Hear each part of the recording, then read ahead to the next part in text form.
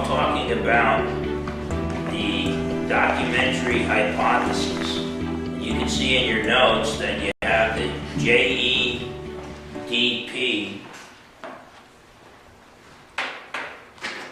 where these liberal scholars took the first 5 books of the Bible and they said when Jehovah's name is mentioned, Yahweh, that's got to be one author. Elohim is another author. And it doesn't even bother them that in some passages God is called Jehovah Elohim or Yahweh Elohim. And they acted like, well, this is compiled from 2 different guys at 2 different times. Deuteronomy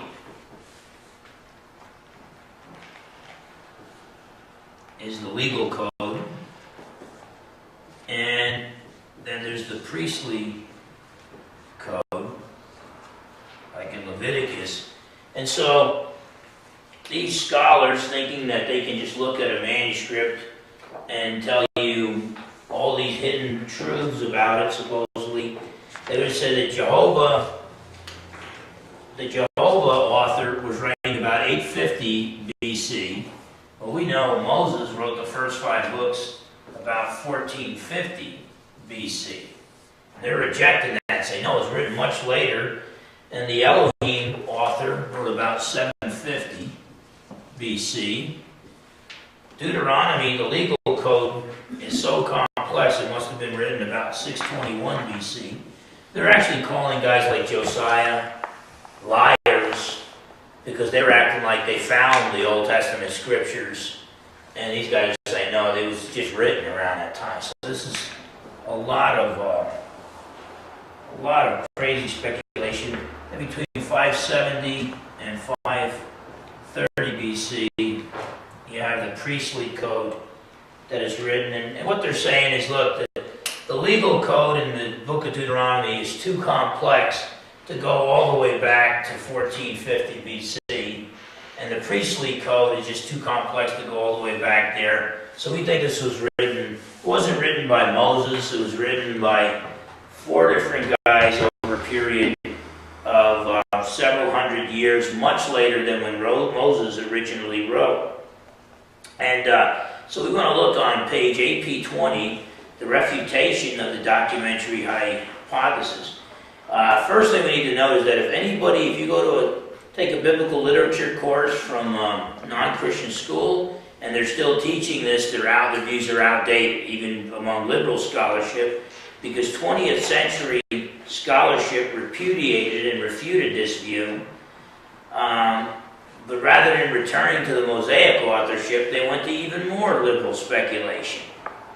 And they use circular reasoning. They assume revelation is impossible. It's impossible assuming God exists, it's impossible for him to reveal something to mankind to be written down.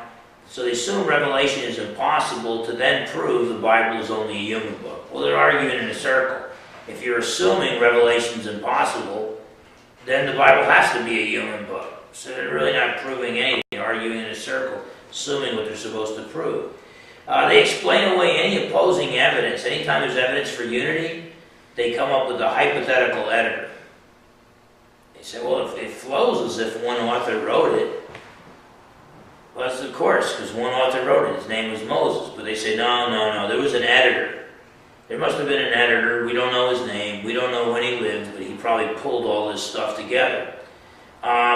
They also teach, it's almost anti-Semitic, they teach that only Hebrews couldn't use more than one name for their God. They say, well, back then, the Hebrews were so primitive they couldn't use more than one name for their primary deity. Well, we now know that Babylon did, Ugarit did, Egypt did, Greece did, Islam did. So just about every ancient religion used more than one name for their primary deity. We're saying only the ancient Hebrews weren't smart enough to do that. So just because God is called Elohim in one passage and Jehovah or Yahweh in another doesn't mean you got to come up with 2 different authors. They assume that secular history is always right when it differs from the biblical account. That doesn't make sense. The Bible has been proven to be reliable through archaeology and historical studies time and time again. And a lot of times when it differs from a secular account, the secular account is from a writing that's not considered reliable. So why should we give up on what the Bible says and accept a much less reliable document? They assume the Hebrew religion evolved into monotheism. That's a big assumption, since Israel was the only nation to have a true monotheistic faith. See, I don't want to get too much into anthropology and the study of the origin of religions, but evolutionary anthropologists, guys who study mankind and ancient societies, they started saying that first is either manna or magic, and eventually some primitive man just was like kind of superstitious, and that led to animism, the belief that all of nature is animated with spirits, and this evolved into polytheism, when they then started to view those spirits as different gods, and then eventually that evolved into henotheism, still a belief in many gods, but one of the gods is elevated to a supreme position. Then it evolved into monotheism, and I guess some of them would say eventually it's going to evolve into atheism when we realize we don't need God after all. And so that's the evolutionary theory of the origin of religion. Problem with this is it was totally refuted by Wilhelm Schmidt, who was an anthropologist. He also happened to be a Catholic priest. He was a missionary. See, the best anthropologists were always missionaries, because the evolutionary scientists, they could have their theories, but they usually never left home. Very rarely did they go and care enough to spend time to get to know tribal peoples. The missionaries knew the tribal peoples. And so Wilhelm Schmidt said, no, that's not the way it works. It's an original monotheism. Worship of one God and animal sacrifice to worship him or appease him, and that devolves into polytheism and some of these others. So it goes in the opposite way around. Well, the evolutionists didn't want that, because that implies that there really is, if you start out with original monotheism, by the way, that's exactly what Wilhelm Schmidt saw in his experiences, is exactly what the Bible records. It was the first worship of mankind, or worship of God by mankind, Abel's sacrifice. Belief in one God and animal sacrifice to worship him. And so there has never been a primitive culture that followed this pattern. So even if you find that they're animists or polytheists, let's say they're polytheists, what they'll tell you is, oh yeah, we worship these lesser gods because we're afraid of them. But our ancestors tell us of a time when they knew the one true creator God who created the lesser gods. But we don't remember his name, we don't remember how to worship him, we've lost contact with him, so in the meantime, out of fear, we try to offer sacrifices, whether human or animal, to these lesser gods because we're so afraid of them. And in fact, that's why tribal peoples are so open to receiving the gospel message. They want to be set free from bondage to these quote-unquote lesser gods. And so whatever the case, a lot of this stuff, a lot of this speculation that went into the documentary hypothesis is outdated scholarship, okay? And liberal scholars constantly, and by the way, Israel was the only nation in its area to have a true monotheistic faith at that point in history, the time of Abraham. So everybody else was already in the later stages of the devolution, not the evolution of religion, the devolution of religion. And even Abraham was picked out of a polytheistic culture. What got him and his people solidly in monotheistic terrain? A revelation of the monotheistic God. And Then these liberal scholars take passages totally out of their context to prove that the Bible has contradictions, and they refuse to accept any solution. They reject evidence for much Semitic repetition in literature by the same author. What I'm getting at there is ancient Semitic literature, not just the Jews, but their neighbors, would often repeat the same. Sometimes it's just in a poetic way, like Psalms. They would repeat the same line. Sometimes they'd repeat the same account, but with a different emphasis. Like we have Genesis 1, creation, as far as the creation of the whole universe. Genesis 2, creation, but really focused on how God created Adam and Eve. And these guys would see, they reject that, and they act like, well, Genesis 1's got to be a totally different account than Genesis 2, by a different author at a different time. And it just doesn't do justice to ancient Semitic literature. And they assume they can scientifically reconstruct the text 3,000 years later, or 3,500 years later, that these guys are geniuses, and they can, I mean, these, in the early years of liberal biblical scholarship, these guys would act like, oh yeah, I can read, you know, Paul's letter to the Ephesians, and I could tell it was written by 4 or 5 different guys. I mean, they, very rarely do New Testament scholars go that far anymore. But that would be like if you're writing, you write a letter, and somebody looks at the letter, and every time you change the subject a little bit, they say, well, that's a different author.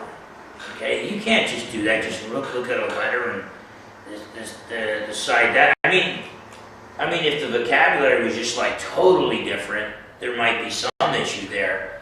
But we're going to see that even when the vocabulary shifts, sometimes it's just that the purposes of the author has shifted.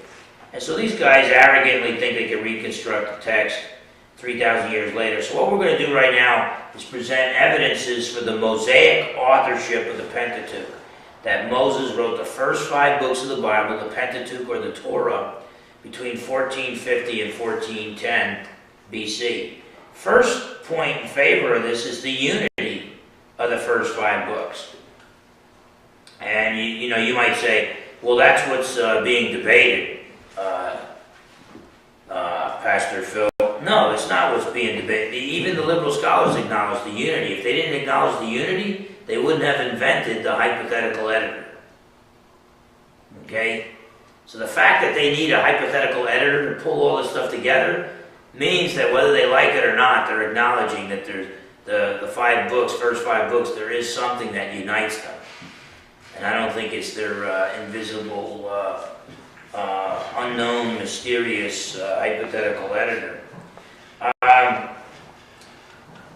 In the Pentateuch, Moses is called the author.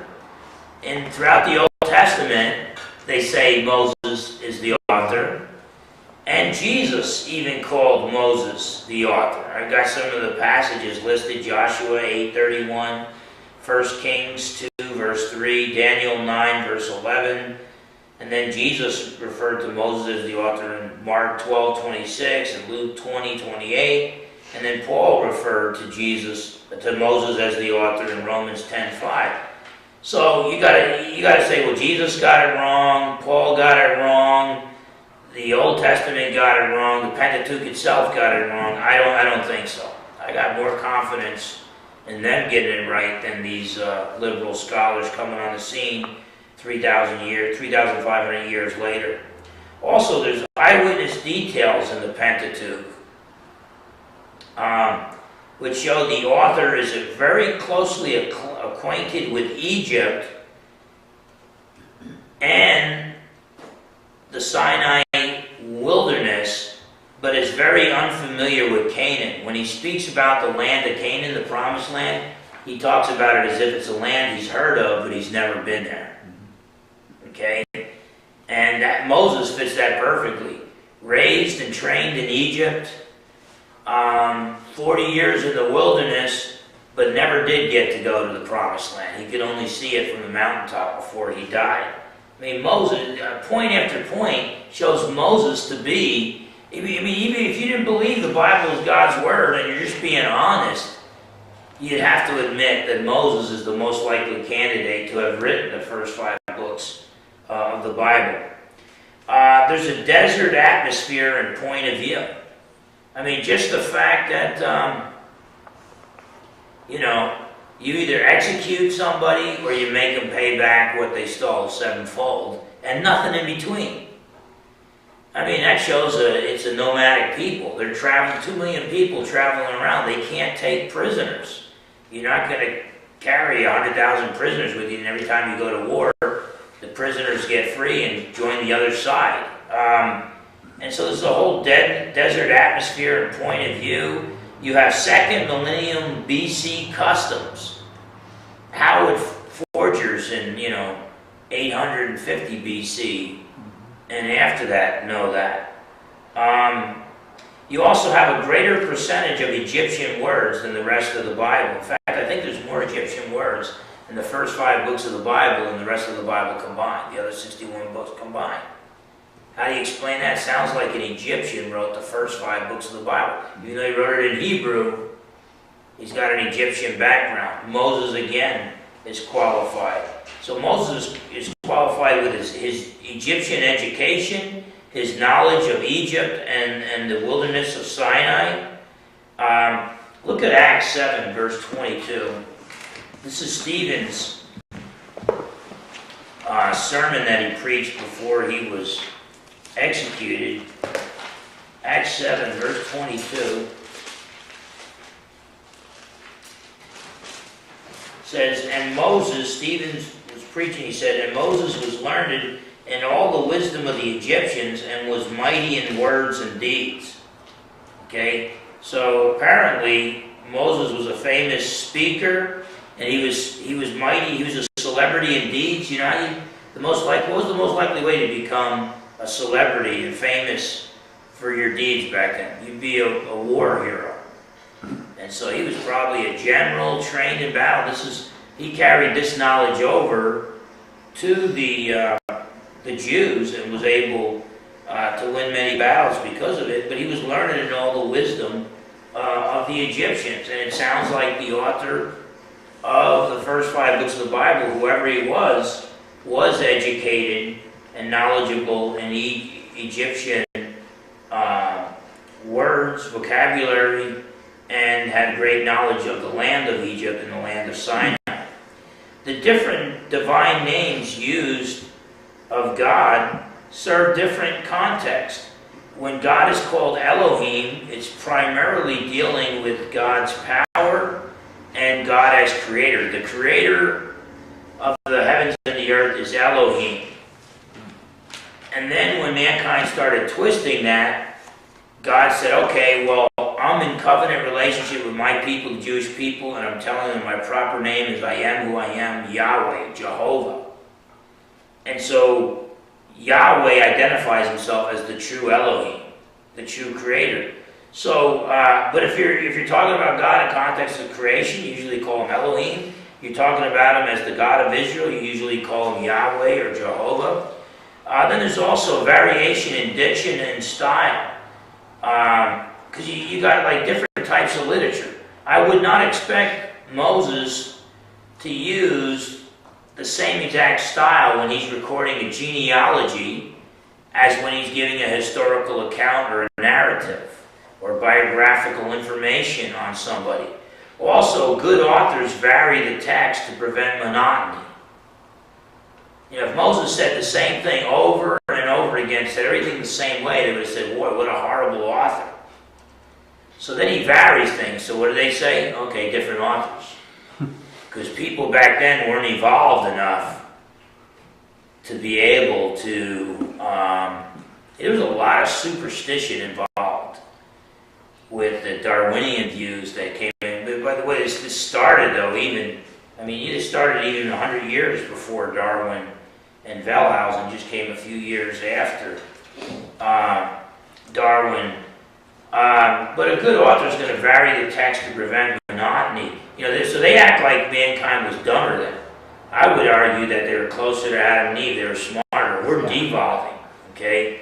And in fact, I would even argue that mankind was created as a verbalizer but we gradually got our ability to write because we were getting dumber. Our memories were getting worse. And when all of a sudden guys aren't living to be 900 years old, you can't just, hang out with Enoch for 100 years and memorize his teachings.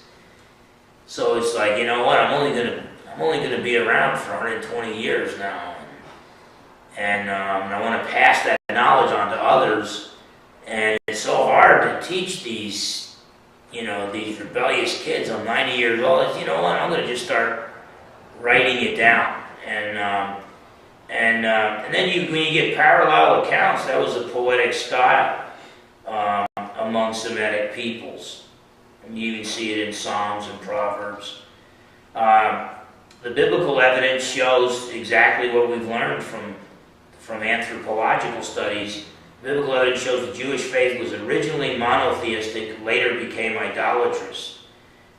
Study of ancient religions showed that primitive peoples had technical sacrificial language. So you go back into ancient times and you find that their technical...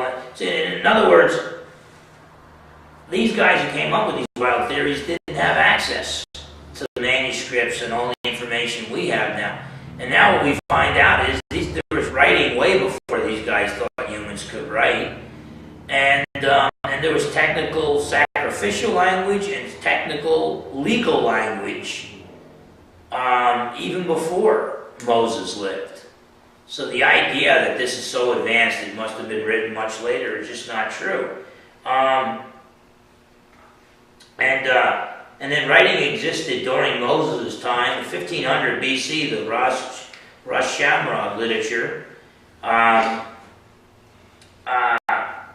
You even have the Code of Hammurabi in 1800 BC, 300 years before Moses, and that's similar to the Mosaic Laws, a similar legal code. You also have archaeological finds that can confirm the Pentateuch, the city of Ur, Shechem and Bethel, the Hittite legal code, the use of camels, that was denied at one time by our brilliant scholars. But like with the Hittite legal code, there was a time when liberal scholars said the Hittites never existed. It was just fabricated in the biblical accounts. Now we not only have knowledge that the Hittites did exist, but we find out that they were an advanced civilization. They were very skilled at warfare, just like the Bible records. And then we found out they had a very complex legal code 300 years before Moses. So all the objections to the Mosaic authorship have been totally and thoroughly refuted. The Book of Numbers was similar to the 1800 BC Mari text census list. Remember, in Numbers, the people get numbered twice, because the first generation is dying in the wilderness.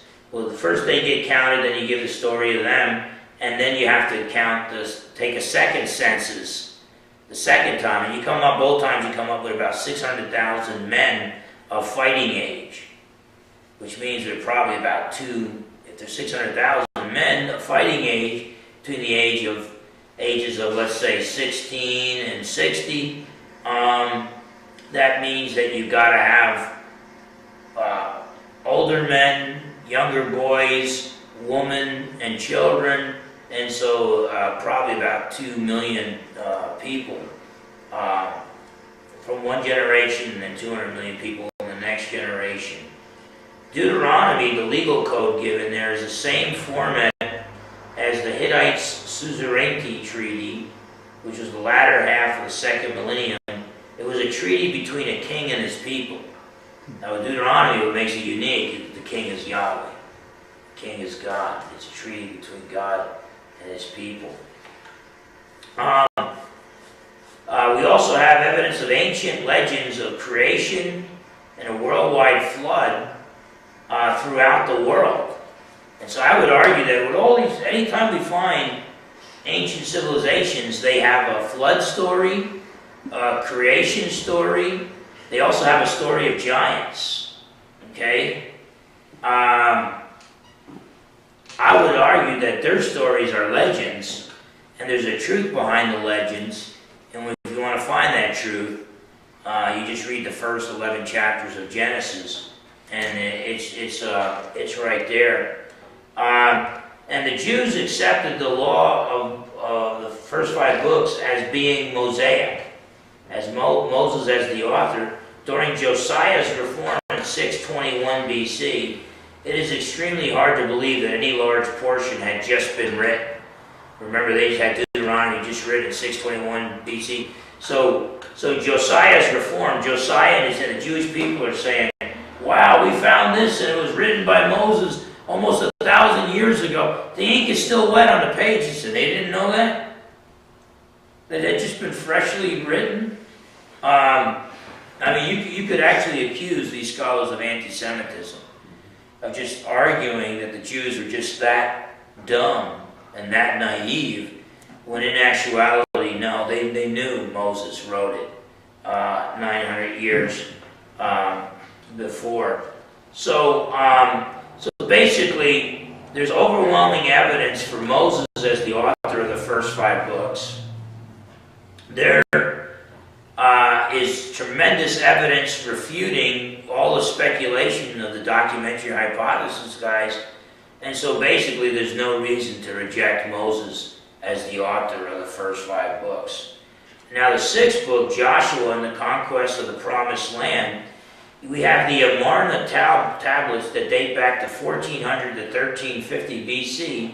There are reports from kings in the land of Canaan, what some would call Palestine, reports from kings in Canaan to Egypt requesting assistance against Haparu invaders.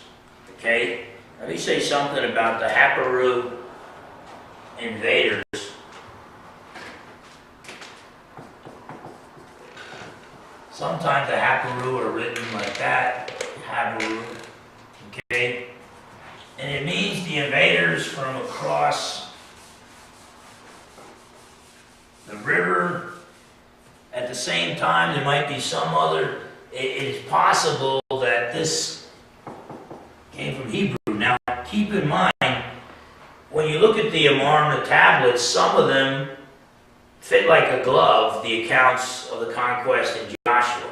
The Jews conquered the Promised Land. Sometimes they don't. Sometimes the accounts are battles that the Jews never had.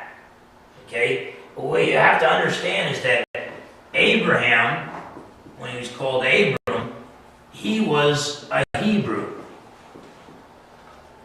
So Abram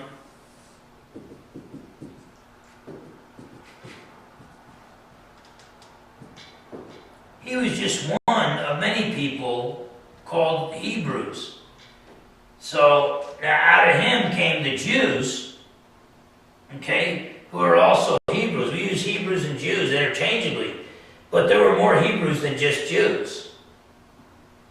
So it's possible that the Haparu, it's possible that they could have been ancient Hebrews, a whole bunch of different people from which Abram came. What is his name? Eber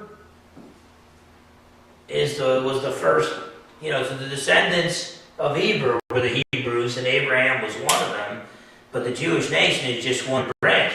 So a lot of these invaders could have been other Hebrews, or they could have just been using the name as people from across the river. There could have just been a lot of people coming from across the river to battle them. I don't know if they're coming to the Jordan River or the Euphrates River, because that's where Abraham was originally from, and the original Hebrews were originally from. But whatever the case, there's enough there to show that there were an awful lot of invaders, known as the Haparu, coming through and invading the land, and then they were asking for help there. Let's look at book of Isaiah, and then we'll take a little break before we get into the book of Daniel. Isaiah, the traditional date for Isaiah was about 740 BC. He started writing, he might have completed about 680 BC. But now there's what is called the Deutero-Isaiah theory, that there's 2 authors. The first 39 chapters was one author, and then chapters 40 to 66 were another author.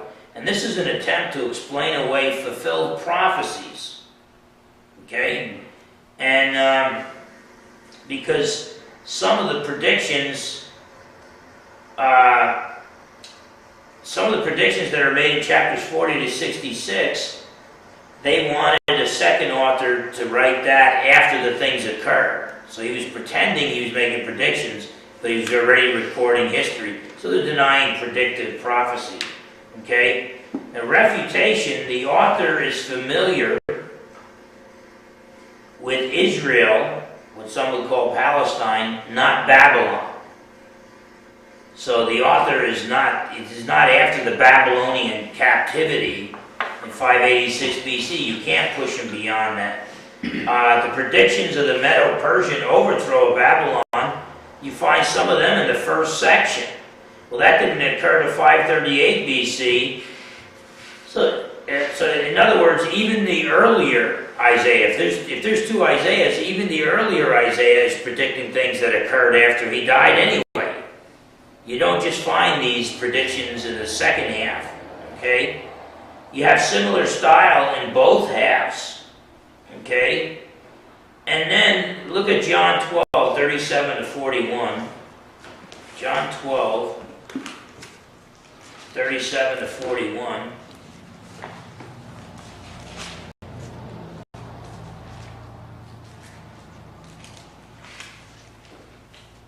It says, but although he, Jesus, had done so many signs before them, they did not believe him, that the word of Isaiah the prophet might be fulfilled, which he spoke, Lord, who has believed our report, and to whom has the arm of the Lord been revealed? Okay? Well, that's Isaiah 53. Therefore they could not believe, because Isaiah said again, he has blinded their eyes and hardened their hearts, lest they should see with their eyes, lest they should understand with their hearts and turn, so that I should heal them. These things Isaiah said when he saw his glory and spoke of them. Well, the second part is quoted from Isaiah 6. So you see that the biblical authors are quoting from Isaiah 53, the latter part of Isaiah, and Isaiah 6, the earlier part, as if it's the same guy. So, again, who am I going to listen to? The Apostle John or these liberal critics? And so the idea that there's two different Isaiahs writing is just bogus. And I'll say this, it's created so many problems that you know what many of these liberal scholars have done? They've added a third or a fourth Isaiah. They just keep multiplying the different Isaiahs in there. And but the only reason to propose more than one Isaiah is because you want to deny fulfilled prophecies. By the way, many of the prophecies made by Isaiah weren't fulfilled until Jesus came. Okay? And you got Greek Septuagint, Greek translation of the Hebrew Old Testament. We got copies of Isaiah in the Hebrew in the Dead Sea Scrolls, 150 BC. The Greek Septuagint was 200 BC, so Isaiah's got to be way before that. And yet you got predictions that weren't fulfilled until Jesus walked the earth. So there's no way to escape the fulfilled prophecies there. Okay, if there's no questions, we can take a break till about 8:10, and then we'll just finish up with the book of Daniel. And Bill, you got to hit the road. That's fine. Okay, we're talking about Old Testament reliability, and one of the biggest attacks from liberal scholars is the book of Daniel, which they say was written about 165 BC to encourage resistance against Antiochus Epiphanes, the Syrian leader who had slaughtered a pig in the temple, and the Maccabees were fighting him. Well, the traditional date is that the book was completed by about 530 BC, and that Daniel had been there from about 586 BC to 530 BC. He had been under the Babylonian captivity, and then when the Medes and the Persians came, he was there when they got, he translated the writing on the wall, and that at that moment the Medes and the Persians were sneaking into Babylon to conquer Babylon. And so Daniel lived during both the Babylonian and the Medo-Persian rule over Judah. But the liberals say, no, it wasn't written in the 500s BC. It was written about 165 BC. And the reason why they do that is because critics refuse to accept predictive prophecy. So since there's all these prophecies about the king of the north, who is obviously Antiochus Epiphanes, the king of Syria, battling with the king of the south, the Ptolemies, and they cannot accept predictive prophecy. They don't accept miracles, so they attempt to date Daniel after the events already occurred. So how can we argue for the conservative view that Daniel actually did live during the Babylonian and Medo-Persian rule over Judah, as the book states? So they're acting like the whole book is a fabrication. Well, the evidence, archaeological evidence, confirms the historical characters of the book of Daniel. Like, for instance, King Belshazzar, they argued, well, this was made up. There was no King Belshazzar. Well, now we found cuneiform tablets with his name listed. Darius the Mede, it's now almost universally accepted. They said there was no guy named Darius the Mede. It's now accepted that Darius the Mede was probably a guy named Gubaru, okay? And that Darius was probably just a title, like the title Caesar. Kaiser comes from, the German title comes from Caesar, and some even think Caesar may have had a common link to Darius, the title Darius, but whatever the case, the different names, and so this was basically just, so in other words, there might have been one guy, just like with Caesar, there might have been, there might have been one guy named Darius, but then all his successors to the throne carried on that title, even though they had a different name. And since they couldn't find the name Darius, they thought he didn't exist. Now it's pretty much agreed that it's this guy Gubaru. You also have 3 Greek words in Daniel. And so they say, well, it must have been written much later. See, here's the significance of this objection. Babylon ruled over the Jews from about, some would say 606, some would say 586, about 536 BC. And then because 606 they first went in and conquered Jerusalem. 586 BC they finished the job, okay? So they ruled over the Jews. But then the Medes and the Persians, the Medo-Persian Empire, they ruled over from about 536 BC to about 333 BC. And then the Greeks, the Greek Empire with Alexander the Great, took over about 333 BC. Okay? So they're saying, look, we found there's 3 Greek words in Daniel's writing, so he must have been writing after 333 BC.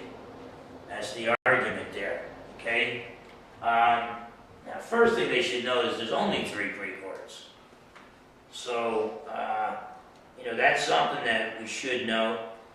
Second thing we should know is the 3 Greek words are musical instruments. Okay? And so the Greek culture was already becoming famous. And so Daniel, the 3 instruments could have been instruments that were purchased from the Greeks. I could write a book, and just because I call piano, I use an Italian word, piano, as a title of a musical instrument, doesn't mean that I'm Italian. Okay, and so these Greek instruments would have been around hundreds of years before the Greeks actually took over the land of Israel. Daniel uses early Aramaic, not later Aramaic.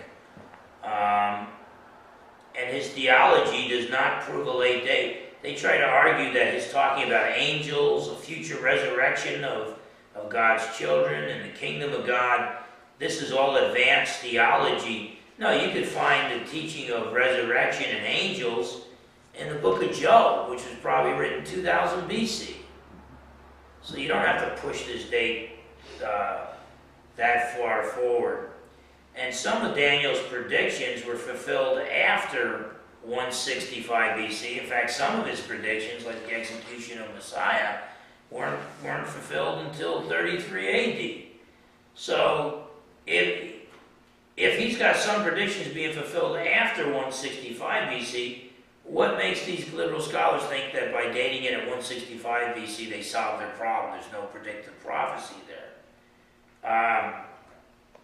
Now, Daniel's prediction of the four kingdoms in Daniel chapter 2 and Daniel chapter 7, where he talks about Nebuchadnezzar's statue and then the four beasts, he predicts four empires. The one that was ruling at that time, the Babylonian Empire, which in 586 BC took Judah captive, and then the Medo-Persian Empire in 538 BC. It had three ribs in his mouth: Babylon, Egypt, and Lydia, most scholars would say.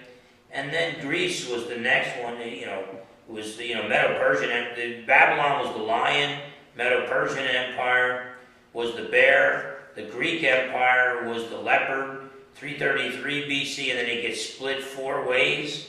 And that was when the four generals, Alexander the Great, when he died, he had no heir to the throne because his son probably had Down syndrome before they knew what it was, so he couldn't take the throne. So his four generals fought it out, and the empire was split four ways. The king of the north and the king of the south were two of the four, and so the four-way split there with Greece. Then the indescribable monster, the Roman Empire, came to power in 63 BC, and then it would be split into two legs. That's the eastern,